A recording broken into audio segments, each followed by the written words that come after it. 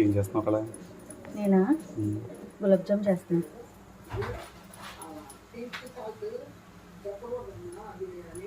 ఇలా లో ఫ్లేమ్లో పెట్టేసి ఎలా చేస్తున్నావు? గులాబ్ జామ్ పిండి తెచ్చి ప్యాకెట్ ఇందులో వాటర్ వేసి కొంచెం కలిపేసాను. ఏంటది పంచదార పాకం రెడీ చేసి పెట్టాను.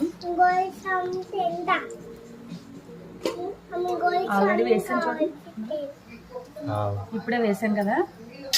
ఒక అరగంట పావు గంటలా పోతే బాగా పీరుస్తాయి,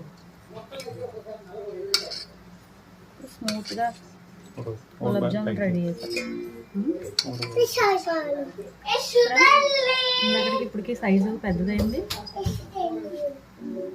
ఒక అరగంట